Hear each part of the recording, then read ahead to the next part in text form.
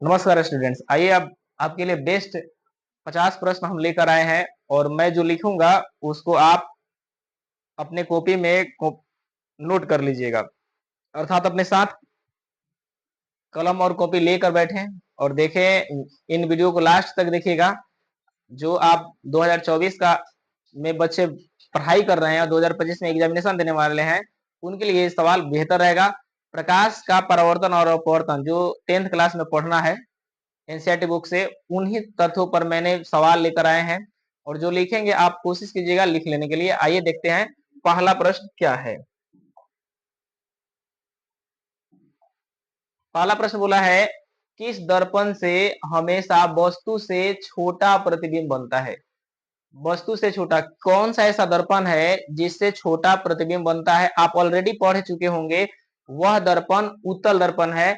उत्तल दर्पण से हमेशा ही छोटा प्रतिबिंब बनता है। ऑप्शन बी सही हो जाएगा।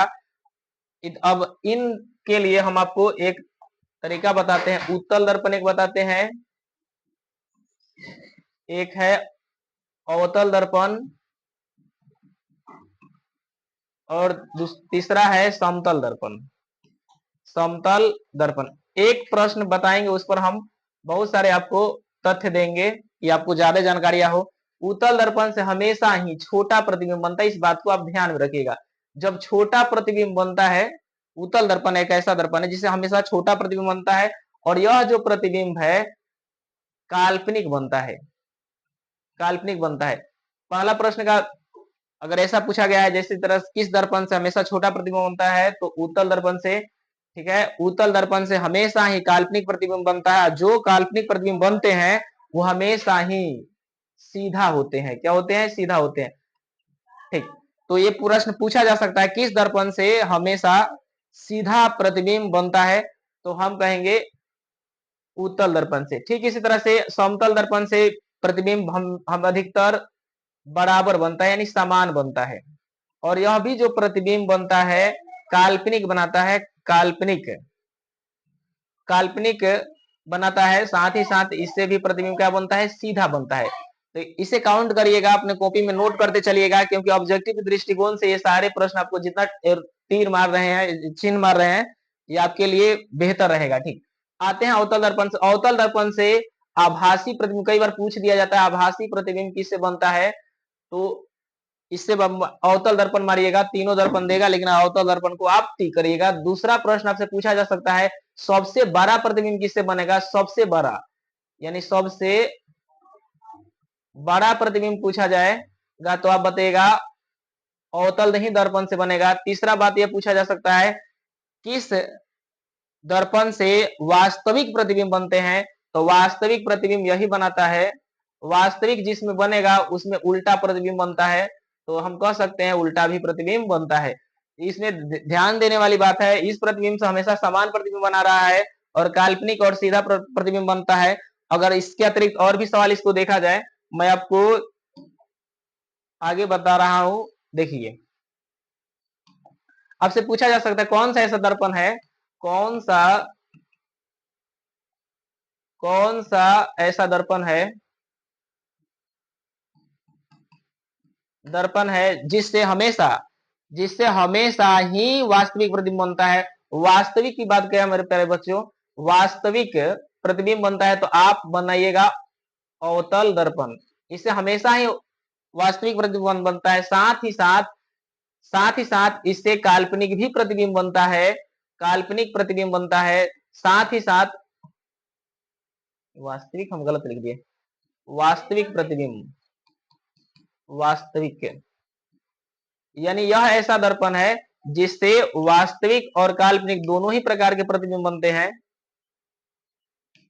यानी वास्तविक भी बनता है और काल्पनिक भी बनता है, साथ ही साथ बड़ा भी बनता है, साथ ही साथ छोटा भी बनता है, साथ ही साथ बराबर भी बनता है, यानी समान भी बनता है। ये ऐसा दर्पण है, यानी अवतल दर्पण एक ऐसा दर्पण है जिससे काल्पनिक भी बनता है, वास्तविक बनता है। अगर यहां देखा जाए, उत्तल दर्पण से वास्तविक बनता ही नहीं है और समतल दर्पण से वास्तविक बनता ही नहीं है, लेकिन ये जो अवतल दर्पण है, इससे वास्तविक भी बनता है और काल्पनिक भी बनता है, यानी दोनों प्रकार के प्रतिबिंब ही बनते हैं। ठीक, सवाल और भी घुमा के पूछा जा सकता है, कौन सा ऐसा दर्पण है जिसे हमेशा ही काल्पनिक, ध्यान से सुनिएगा, कौन सा ऐसा दर्पण है जिसे हमेशा ही काल्पनिक तथा छोटा प्रतिबिंब बनता है। तो काल्पनिक और छोटा कह दे, हम हमेशा काल्पनिक, तो काल्पनिक और छोटा कह देगा तो उत्तल दर्पण मारिएगा, ठीक है। उसी तरह से आपसे एक और सवाल पूछा जा सकता है, किस दर्पण से हमेशा ही काल्पनिक और बराबर प्रतिबिंब बनता है। तो बराबर और काल्पनिक बनता है इस दर्पण से, ठीक है। हालांकि इस दर्पण से बनता है बराबर, लेकिन काल्पनिक नहीं बनता है, काल्पनिक बनता है और बड़ा बनता है, ये बात अपना ध्यान रखिएगा, ठीक। तो मैंने तीनों दर्पण के सामने आपके पास रख दिए हैं। अब कई बार पूछा जाता है दर्पण सूत्र, आखिरकार देखा जाए दर्पण सूत्र आपको दिखा देते। दर्पण सूत्र क्या होता है, दर्पण सूत्र में आपको एक बात याद रखिएगा, दर्पण सूत्र बराबर होता है 1/f बराबर 1/u प्लस 1/v। यहीं पे दर्पण सूत्र हो गया। कभी कभी दर्पण सूत्र के में या 1/f की जगह पर 2 लिख देगा, 2/r is equal to 1/u plus 1/v। कई बार ये प्रश्न को एग्जामिनर छाप देता है कि बच्चा अगर ये नहीं देखेगा ऑप्शन में, देखेगा यह होगा तभी होगा, लेकिन मेरे प्यारे बच्चों इस बात को ध्यान में रखिएगा कि 2/r भी होगा तो भी ठीक होगा, क्योंकि आप पढ़े हैं परावर्तन के, यानी r बराबर 2f जब साबित करने के लिए आता है तो उसमें आप कहीं देखे होंगे या फिर जानते ही होंगे कि r बराबर क्या होता है, r बराबर होता है 2f।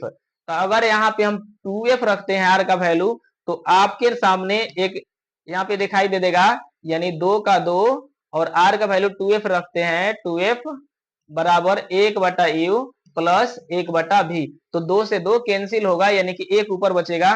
तो देखा जाए तो 1/f बराबर 1/u प्लस 1/v बन जाता है। एक और अब हम देख लेते हैं इस पर,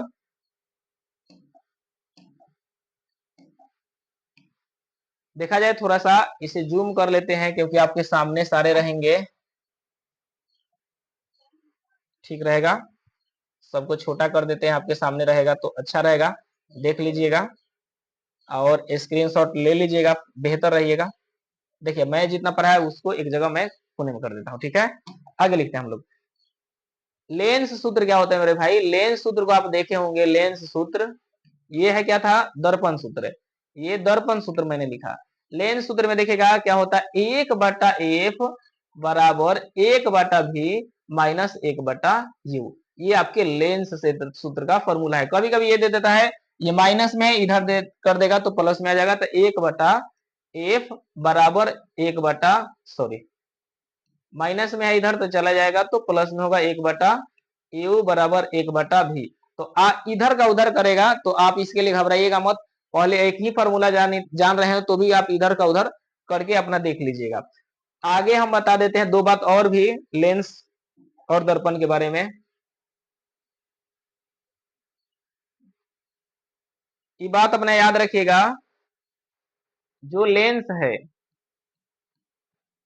और दर्पण है, ये बात दोनों में अंतर समझिए। लेंस और दर्पण अगर देखा जाए तो दर्पण को एक किनारा रंगा जाता है, आप देखते हो दर्पण यानी ऐनक, जो ऐनक लगाते हैं तो एक तरफ रंगा जाता है। इस लेंस में जो चश्मा आप लोग इस्तेमाल करते होंगे या कोई चश्मा इस्तेमाल करता है, देखिएगा एक तरफ का दोनों तरफ ही खाली होता है, यानी दोनों तरफ ही देखा जा सकता है, यानी कि इसमें रंगाई नहीं होता है, रंगाई नहीं होता है, ठीक। इसमें क्या होता है, इसमें क्या होता है, प्रकाश क्या होगा, एक माध्यम से दूसरे माध्यम में जाके आर पार करता है, आर पार हो जाता है, आर पार होता है। और इसमें आर पार नहीं होता है, यानी कि वो परावर्तित होता है, आर पार होने की संभावना नहीं है, ठीक है। अगले सवाल की तरफ हम चलते हैं, क्या है, देखिए जब प्रकाश की किरण, जब प्रकाश की किरण हवा से देखिए बच्चों लोग, हवा से कांच में प्रवेश करता है, जब प्रकाश की किरण हवा से कांच में प्रवेश करता है तो एक बात यहां रखिएगा, हवा क्या है, तो मैं लिख रहा हूं एक माध्यम है सघन और दूसरा माध्यम है विरल। दोनों को मतलब आप समझ लीजिएगा, एक चीज है सघन और दूसरा है विरल। किसे विरल कहेंगे, किसे सघन कहेंगे, समझिए। सघन का मतलब होता है घना, जिसमें डेंसिटी ज्यादा हो, घनत्व ज्यादा हो, उसे सघन बोलेंगे। और जिसमें कम हो, जिसकी अपेक्षा घनापन की अपेक्षा, फॉर एग्जांपल आपके लिए लेते हैं, जैसे मैं बोलूं दूध में और हवा में कौन सघन होगा और कौन विरल होगा। सघन का मतलब है घना, दूध घना होता है या हवा घना होता है? तो आप कहिएगा कि दूध घनापन होता है, हवा कम घनापन है। तो अगर दोनों की तुलना किया जाए तो यहाँ पे दूध क्या है? घना है। और हवा क्या है? हवा क्या है? विरल है। दूसरा एग्जांपल लेते हैं, दूध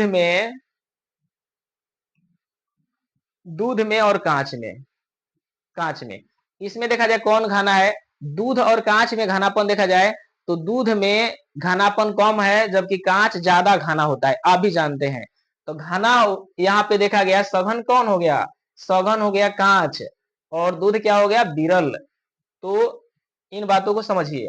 तो हम इन दोनों का अपेक्षा तुलना किए तो दूध हमारा बिना विरल, दूध हो गया विरल, और ये कांच हो गया मेरा सघन।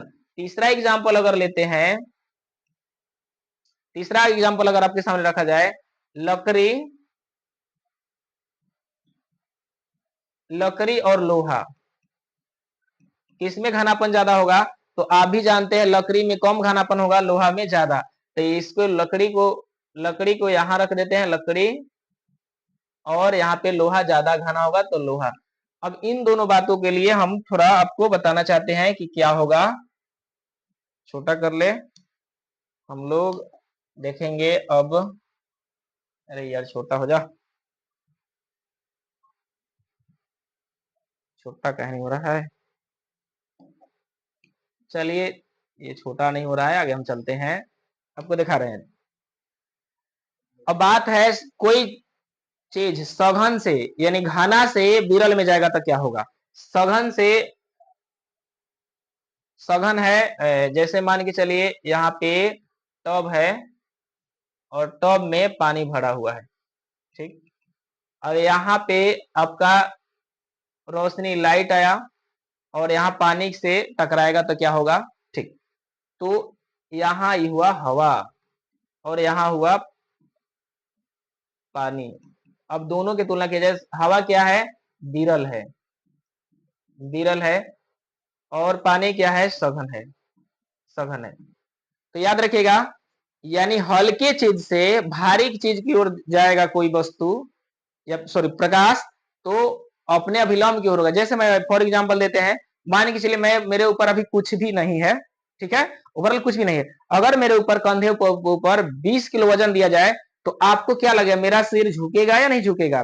30 किलो रखा जाए, 40 किलो रखा जाए, यानी जितना मेरे ऊपर रखा जाएगा मैं उतना ही केंद्र की ओर झुकूंगा। केंद्र का मतलब नाभि की ओर। तो जब कोई चीज को ज्यादा वजन दिया जाता है तो किसकी तरफ झुकता है? अपने अभिलंब की ओर, इसे कहेंगे अभिलंब की ओर। तो याद रखिएगा, सघन यानी घना, पहले थे हम विरल, यानी मेरे ऊपर कुछ नहीं है। अगर मेरे ऊपर बोझ लादा जाए तो मैं अपने अभिलंब की ओर झुकूंगा, इसे कहेंगे कि ये चीज विरल हो गया। अर्थात जब हवा जा रहा था, अगर यहाँ पे अभिलंब मैं डालूं, अभिलंब मैं डालता हूं, तो यहाँ ये अभिलंब दिखाई दे रहा है, ठीक है। तो ये हवा स्वतंत्र था, लेकिन अचानक इसे बोझ मिल गया, तो अभिलंब की ओर मुड़ेगा या अभिलंब से दूर? अभिलंब की ओर का मतलब हुआ ऐसे झुक जाना, अभिलंब से दूर का मतलब ऐसे हो जाना, ठीक है। तो अगर आपसे देखा जाए तो मेरे ऊपर अगर बोझ लादा जा रहा है, मैं पहले ज्यों का त्यों था, आराम से चल दे रहा था, तो मेरे ऊपर अचानक किसी ने कहा कि भाई मेरा बोझ ले लो, तो जैसे बोझ मेरे ऊपर मिलेगा तो मैं अभिलंब की ओर मुड़ूंगा। जैसे हवा बेचारा सीधा सीधा चल रहा था, लेकिन पानी आया, कहा कि मेरा बोझ ले लो, तो इसका मतलब अभिलंब की ओर मुड़ेगा कि अभिलंब से दूर जाएगा? तो हम कहेंगे अभिलंब की ओर मुड़ेगा, ठीक है। तो यहां से जाएगा तो अब जाना चाहिए इसको इस रास्ते से, सीधे जाना चाहिए, लेकिन अभिलंब यही है, अभिलंब, ये अभिलंब है मेरे भाई, यहाँ अभिलंब है, तो अभिलंब से ऐसे मुड़ जाएगा थोड़ा। जाता अगर नहीं पानी रहता तो सीधे निकल जाता, लेकिन अभिलंब की ओर यहाँ थोड़ा झुक गया, तो हम कहेंगे अभिलंब की ओर मुड़ेगा। अर्थात दूसरा एग्जांपल अगर लेते हैं, अगर देखा जाए यहाँ पर पानी है और यहाँ पे हवा है, हवा है, तब पानी से प्रकाश जा रहा है किसके ओर? पानी क्या है? कौन सा घन है, कौन विरल है? सघन का मतलब है घना। कौन घना है? तो हम कहेंगे पानी घना है, यानी इसे सघन कह दिए और इसे हमने विरल कहा। फिर समझिएगा, यानी अब की बार कहां से जाना है? सघन से। सघन का मतलब घना से, घाने रास्ते से, यानी घना चीज से आपको हवादार जगह में जाना है।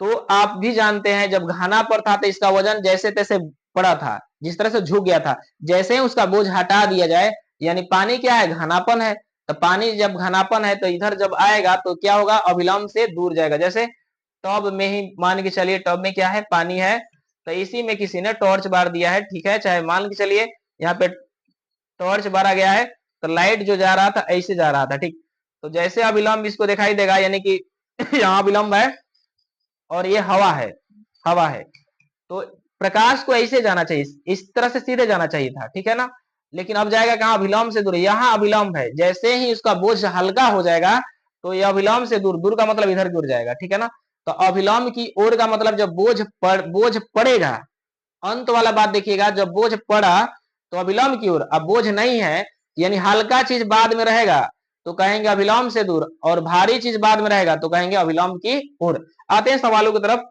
यहाँ देखिए मेरे पास क्या है, यहाँ दिखाया गया है कि जब प्रकाश की किरण हवा से जा रहा है, हवा से कहा जा रहा है, कांच में, भारी की ओर जा रहा है, तो बताइए भारी लेगा बाद में, पहले हल्का था अब भारी ले रहा है, भारी लेगा तो क्या होगा, झुकेगा या नहीं झुकेगा, यानी अब केंद्र की ओर जाएगा कि केंद्र से दूर जाएगा, तो हम कहेंगे केंद्र की ओर, जहां पर ओर लगा होगा वहीं पे मार देंगे। देखिए यानी अभिलंब से दूर तो हो नहीं सकता, अभिलंब से दूर तो हो नहीं सकता, ये दूर तो नहीं होगा, अभिलंब के निकट, निकट यहाँ पे ये करेक्ट हो जाएगा, अभिलंब की ओर होगा, ठीक है। अगला सवाल समझते हैं हम, कह रहा है किसी उत्तल लेंस की फोकस दूरी हमेशा क्या होता है, तो उत्तल लेंस की फोकस दूरी हमेशा ही याद रखिएगा धनात्मक होता है, उत्तल लेंस के फोकस दूरी क्या होगा, हमेशा ही धनात्मक होगा, धनात्मक मत का मतलब है प्लस में होगा, इस बात को अपना याद रखिएगा। यहीं पर यह उत्तल लेंस है, अगर अवतल लेंस कह दिया जाता कि अवतल लेंस का क्या होगा, उत्तल लेंस का कहेगा तो हम कहेंगे धनात्मक होता है, लेकिन जब अवतल लेंस की बारी होगा, अवतल लेंस, तो हम कहेंगे ऋणात्मक होता है, यानी निगेटिव होता है। तो ये दोनों बात अपना याद रखिएगा, उत्तल लेंस की फोकस दूरी क्या होता है भाई मेरे, फोकस क्या होता है, पॉजिटिव होता है, और अवतल लेंस का फोकस दूरी क्या होता है, तो निगेटिव होता है, इस बात को अपना ध्यान रखिएगा। अगला सवाल हम देखते हैं, करे किसी दर्पण की वक्रता त्रिज्या 50 सेंटीमीटर है तो उसकी फोकस दूरी क्या होगी, तो उसकी फोकस दूरी क्या होगी, वक्रता त्रिज्या यानी आर बराबर, आप यही जानते हैं आर बराबर क्या होता है, 2f, यानी वक्रता त्रिज्या बराबर होता है, वक्रता त्रिज्या बराबर होता है 2 गुने फोकस। तो इसमें दिया हुआ है क्या चीज, यहां दिया था किसी उत्तल लेंस की, सॉरी, किसी गोलीय दर्पण की वक्रता त्रिज्या दिया है 50 सेंटीमीटर, वक्रता त्रिज्या दिया है, वक्रता त्रिज्या नहीं, आर का वैल्यू दिया हुआ है, आर का वैल्यू जब दिया हुआ है 50 सेंटीमीटर, आर का वैल्यू कितना दिया है, 50 सेंटीमीटर दिया हुआ है, तो हमसे पूछा है फोकस दूरी क्या होगा, तो यहां से आप कैंसिल कर सकते हैं, तो 25 होगा, यानी फोकस दूरी जो होगा, फोकस दूरी जो होगा 25 सेंटीमीटर होगा। अगला आपसे सवाल पूछा जा सकता है, मान के चलिए ये पूछ देगा, जैसे मैं एक सवाल लिखता हूं आपके लिए, यहाँ पर अगर सवाल देख दे, अगर अगर फोकस दूरी 20 सेंटीमीटर हो तो वक्रता त्रिज्या क्या होगा, वक्रता त्रिज्या क्या होगा, तो आप भी जानते हैं अगर फोकस दूरी 20 सेंटीमीटर होगा तब फॉर्मूला से बना सकते हैं, यानी आर बराबर, चाहे ऐसे ही डायरेक्ट बना सकते हैं, आर बराबर क्या होता है, 2f। अब मान देखिए 20 है क्या, पूछिए 20 क्या है, तो 20 है इसका फोकस दूरी, यहाँ पे लिखा है फोकस है, 20 क्या है, फोकस है, तो फोकस का मान यहाँ पे रखेंगे 2 गुना 20, तो यहाँ पे आपका आ गया आर बराबर कितना आ गया, तो 40 सेंटीमीटर मेरा करेक्ट आंसर होगा। तो वक्रता त्रिज्या देकर फोकस दूरी पूछ सकता है और फोकस दूरी देकर वक्रता त्रिज्या आपसे पूछा जा सकता है। अगले सवाल की तरफ हम चलते हैं, यहाँ देखिए दिया हुआ है, फोटोग्राफी कैमरा में कभी भी, कैमरा हो दूरबीन हो, कैमरा हो, फिर से समझिए, कैमरा हो दूरबीन हो सूक्ष्मदर्शी हो, तो उसमें हमेशा ही उत्तल लेंस होता है, अवतल लेंस का व्यवहार नहीं किया जाता है, ये गांठे बांध लीजिएगा, अवतल लेंस का व्यवहार किया ही नहीं जाता है, ठीक। तो उत्तल लेंस, दूरबीन कहे, दूरबीन कहे, कैमरा कहे, कैमरा कहे, सूक्ष्मदर्शी कहे, सूक्ष्मदर्शी कहे, कभी कभी दूरदर्शी इसी को बोल देता है, सब अलग अलग चीज को दूरदर्शी भी कर देगा, दूरदर्शी कहे तो इसमें हमेशा ही, चाहे मानव नेत्र कहे, मानव नेत्र कहे, इसमें हमेशा ही उत्तल लेंस ही रहता है। अगर कहीं भी आपको दिखाई दे तो वहां मार लीजिएगा उत्तल लेंस। अगर देखा जाए इसमें कितने सवाल हो गए, तो मैंने 5 सवाल बता दिया है, ठीक है ना।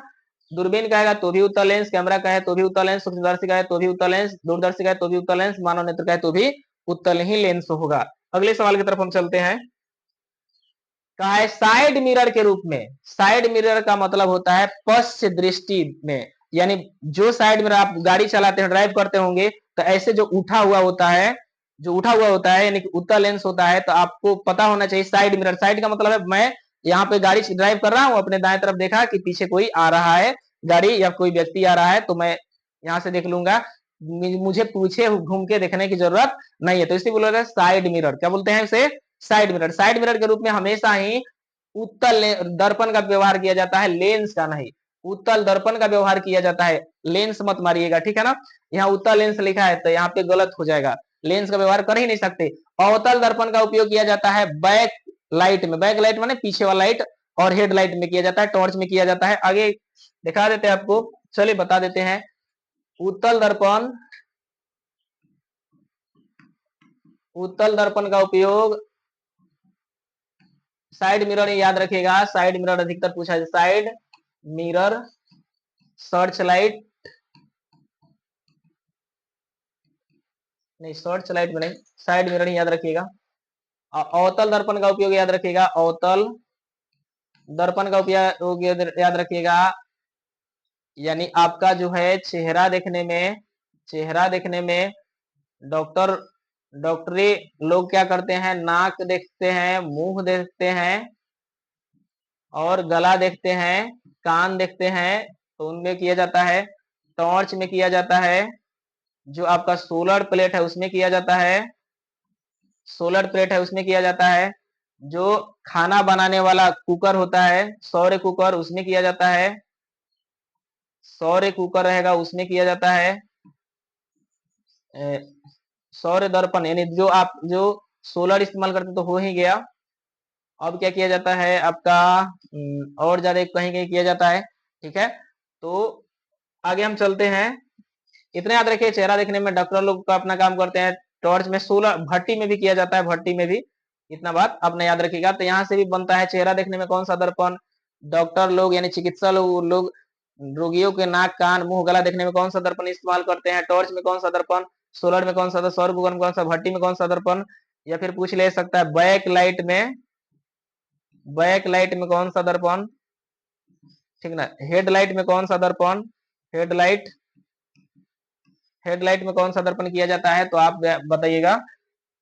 अवतल दर्पण, इसका उपयोग किया जाता है। आगे हम बढ़ते हैं सवालों की तरफ। यहाँ देख लेते हैं हम लोग।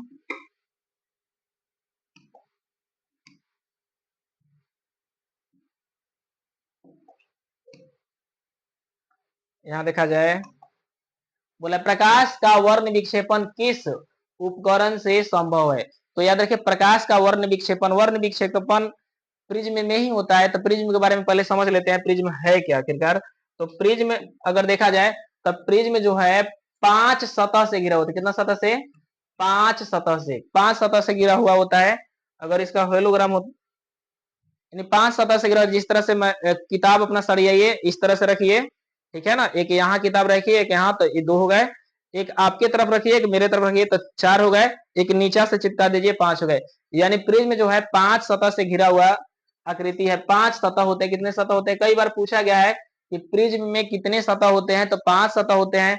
अब प्रिज्म द्वारा बना कोण कितना डिग्री का होता है, तो 60 डिग्री का होता है। प्रत्येक कोण कितना डिग्री का होता है?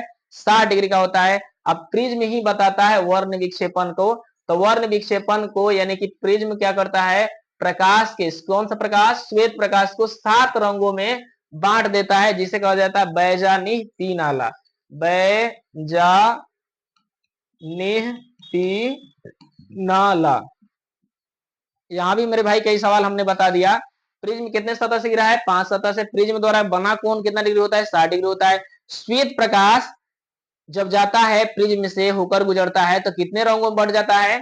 तो 7 रंगों में। यहां भी सवाल अपना याद रखिएगा, श्वेत जो प्रकाश है कितने रंगों से मिलकर बना है, तो 7 रंगों से मिलकर बना है। यहाँ एक और बात याद रखिएगा, 7 रंगों से मिलकर के बना है, जिसका नाम है बैगनी, जामुनी, नीला, हरा। हरा को थोड़ा सा ध्यान में रखिएगा, पीला, नारंगी और लाल। तो बीच में जो कलर कौन सा है, तो हरा है। इस बात को अपने याद रखिएगा।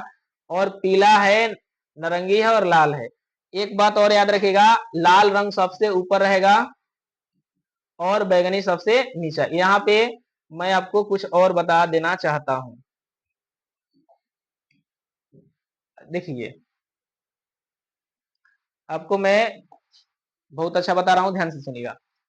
पूछेगा प्रकीर्णन, प्रकीर्णन, किस प्रकाश का प्रकीर्णन सबसे अधिक होता है, किस रंग का, किस रंग का प्रकीर्णन सबसे अधिक। प्रकीर्णन का मतलब होता है, एक तरह से मान लिया जाए, प्रकीर्णन का मतलब झुकाव।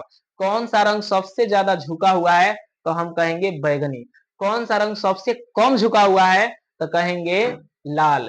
तो याद रखिएगा, सबसे अधिक कहेगा, सबसे अधिक, जैसे मान लीजिए मैं तीर माना, सबसे अधिक तो मैं लिखूंगा बैगनी, ठीक है ना। और सबसे कम, सबसे कम माने छोटा तीर मान लिए, तो हम कहेंगे लाल, ठीक है ना। ये बात को याद रखिए। दूसरा बात अगर लेते देखा जाए, तरंग धैर्य का बात, तरंग धैर्य, सबसे अधिक तरंग धैर्य किस रंग का है, तो सबसे अधिक तरंग धैर्य है आपका लाल का। सबसे ज्यादा तरंग धैर्य किसका है, लाल का। और सबसे कम, सबसे कम है आपका बैगनी का। ठीक, इस बात को जाने। तीसरा बात याद रखिएगा, तीसरा बात अगर देखा जाए, प्रकीर्णन, तरंग दैर्घ्य और विक्षेपण, एक बात पूछ रहे, विक्षेपण, सबसे अधिक विक्षेपण किस रंग का है। तो विक्षेपण माने मान के चलिए झुकना, तो किस रंग का सबसे ज्यादा झुकाव है भाई, तो विक्षेपण में मान दिखाई दे रहा है, सबसे ज्यादा झुक कौन सा रंग रहा है, तो बताएंगे बैगनी। और सबसे कौन कम झुक रहा है, तो बताएंगे लाल। इन बातों से इसमें भी कम से कम मैं 15 या 15 ऑब्जेक्टिव जरूर मैंने बता दिया है। अगर ध्यान से देखिएगा तो इसमें 15 ऑब्जेक्टिव ऑटोमेटिक है। श्वेत रंग, श्वेत प्रकाश कितने रंगों का बना है, 7 रंगों का। एक सवाल ये होगा, प्रिज्म कितने सतह से बना है, तो 5 सतह से बना है। दूसरा प्रश्न यह होगा, और प्रिज्म का प्रत्येक सतह द्वारा कोण पर बना कितना डिग्री का कोण होता है, तो 60 डिग्री का होता है। ये मैंने बता दिया। ठीक, ये जो रंग प्राप्त हो रहा है, कौन कौन से रंग है, बेजा नहीं पिनाला, 7 रंग है। बीच में कौन सा रंग होता है, हरा होता है। ऐसे काउंट करिएगा तो मैं लगभग 15-20 सवाल इस पर बता चुका हूं। अगला देखते हैं, यहाँ पर दिया हुआ है प्रकाश का वर्ण विक्षेपण। यह सवाल दिया, प्रकाश का वर्ण विक्षेपण किस उपकरण से संभव होता है, तो आप याद रखिएगा प्रिज्म से, ठीक है। अगर किसी अवतल दर्पण की फोकस दूरी f और वक्रता त्रिज्या r हो, अभी अभी हमने सीखा है, r बराबर क्या लिखे थे, 2f लिखे थे हम लोग, r बराबर 2f। या फिर देखिए r बराबर 2f दिखाई दे रहा है तो ठीक है, r बराबर 2f दिखाई दे रहा है, नहीं यहाँ पे दिखाई नहीं दे रहा, यानी कि यहाँ पर देखा जाए तो एफ जो दो गुना में है, इधर बटा में आएगा, तो यानी कि r बटा 2 बराबर f भी इसे कह सकते हैं। तो r बटा 2 बराबर f कौन सा ऑप्शन है, ऑप्शन ए करेक्ट हो जाएगा। इसी तरह से किस दर्पण से वस्तु को कहीं भी रखने से वस्तु को बराबर आकार का सीधा प्रतिबिंब बनता है, तो वह दर्पण होगा। किसी दर्पण से वस्तु को कहीं भी रखने से वस्तु का बराबर प्रतिबिंब रहता है। तो मैंने बोला बराबर प्रतिबिंब किससे बनता है, बराबर और सीधा। मैंने बताया था बराबर और समान और सीधा, याद कीजिए, मैं आपको दिखाया था बराबर सीधा कहाँ था। देखिए आपके सामने बराबर सीधा हम लिखे थे, बराबर सीधा यहाँ लिखे थे, देखिएगा यहाँ पे, इसे जूम कर देते हैं हम। अरे सॉरी, कट गया, इसे कैसे बड़ा किया जाए, यहाँ पे, हाँ अब हो रहा है। देखिए यहाँ पे मैंने लिखा है, समतल दर्पण से समान और काल्पनिक, समान और सीधा, यानी यही प्रश्न ये दिया हुआ है, समान और सीधा का चाहे बराबर और सीधा, तो हम बताएंगे कौन सा दर्पण होगा, तो आप बताइएगा समतल दर्पण। आगे सवाल हम देखते हैं जो मेरा था, उस पे हम आते हैं। हाँ, आ गए। देखिए अब कह किस दर्पण से, किसी दर्पण से वस्तु कहीं भी रखने पर वस्तु के बराबर का आकार, आकार का सीधा प्रतिबिंब बनता है, तो वह दर्पण कौन सा कहलाएगा भाई मेरे, तो समतल दर्पण कहलाएगा। उत्तल तो कभी नहीं कहलाएगा, समान बनता नहीं है। अवतल में समान भी बनेगा, छोटा भी बनेगा बड़ा भी बनेगा तो ये भी नहीं होगा। और समतल और उत्तल तो हो नहीं सकता, क्योंकि ऑप्शन यहाँ पे देखा गया, मैंने पहले बता दिया। ये ऑप्शन से मत समझिएगा कि पहले से लिखा हुआ है, मैं आपको जो बता रहा हूँ अपने ही नॉलेज से बता रहा हूँ, ठीक है। अगला बताते हैं, किसी उत्तल लेंस का फोकसांतर 50 सेंटीमीटर है तो उसकी क्षमता क्या होगा। तो इसके लिए एक फॉर्मूला होता है, आर बराबर क्या होता है, लेंस की क्षमता, लेंस की क्षमता यानी लेंस की क्षमता P द्वारा सूचित किया जाता है, 1 बटा फोकसांतर होता है, फोकसांतर होता है, यानी P बराबर 1/f होता है। यानी इस फॉर्मूला से बनाइए तो अपना ऑटोमेटिक बन जाएगा। यहाँ देखते हैं क्या क्या दिया है, 50 सेंटीमीटर फोकसांतर, यानी फोकस कितना दिया है 50। तो जब 50 दिया हुआ है तो यहाँ पे 50 अगर रखते हैं तो P बराबर 1/f, यानी 50 सेंटीमीटर, इसे मीटर में आपको करना होगा तो 100 डिवाइड करना पड़ेगा, यानी इसे काट लेते हैं, ये मेन बटा हो गया तो 2 बार में कटा, ये 2 सीधा ऊपर चला जाएगा तो P बराबर हो गया 2 डाइऑप्टर। प्लस में आया है, उत्तल लेंस है, अगर उत्तल लेंस होगा तो उसका फोकस दूरी प्लस लेना है, और अवतल लेंस होगा तो उसका फोकस दूरी निगेटिव लेना है। क्या लिया है, उत्तल लेंस, तो आपका प्लस यहाँ दिखाई दिया, यानी कि उत्तल लेंस होगा, अभी मैंने बोला उत्तल लेंस होगा, इसको अभी पढ़ाए भी है, पीछे वीडियो अपना घटा के देख लीजिएगा। मैंने उत्तल लेंस यहाँ जैसे पॉजिटिव निगेटिव लिखे हुए थे उसमें अपना देख लीजिए, तो अभी मैंने वीडियो बनाया है। तो उत्तल लेंस की फोकसांतर 50 सेंटीमीटर है तो उसकी क्षमता पूछा है, तो क्षमता क्या होगा, 2 डायोप्टर प्लस में हो जाएगा, ठीक है ना। एक उत्तल लेंस होता है, उत्तल लेंस कैसा होता है भाई मेरे, तो उत्तल लेंस के लिए फिगर ऐसा होता है, किनार पे क्या होता है, पतला होता है, और बीच में क्या होता है, मोटा होता है, यानी बीच में क्या होना चाहिए, मोटा, और किनार पे पतला होना चाहिए। अगर अवतल लेंस को देखा जाए कैसा होना चाहिए भाई मेरे, तो किनार पे मोटा होना चाहिए और बीच में पतला होना चाहिए। क्या ऑप्शन दे रहा है वही समझिए। पर उत्तल लेंस, एक उत्तल लेंस होता है, सभी जगह समान तो हो नहीं सकता ऐसा बात, बीच की अपेक्षा किनारों पर मोटा, बीच की अपेक्षा किनारों पर मोटा दिखाई दे रहा है ना, ये भी नहीं हो सकता है, ये तो गड़बड़ बात है। किनारों की अपेक्षा बीच में मोटा, किनारों की अपेक्षा, हाँ किनारों की अपेक्षा बीच में मोटा, ये कह देंगे कि यह बात सही बोला है। इनमें से कोई नहीं, ये तो हो नहीं सकता, हमारा तो ऑप्शन ही चाहिए ना ये। तो आइए इस वीडियो को हम यहीं तक बनाते हैं, अगले बार आप वीडियो को बनाएंगे, तब तक के लिए जय हिंद जय भारत।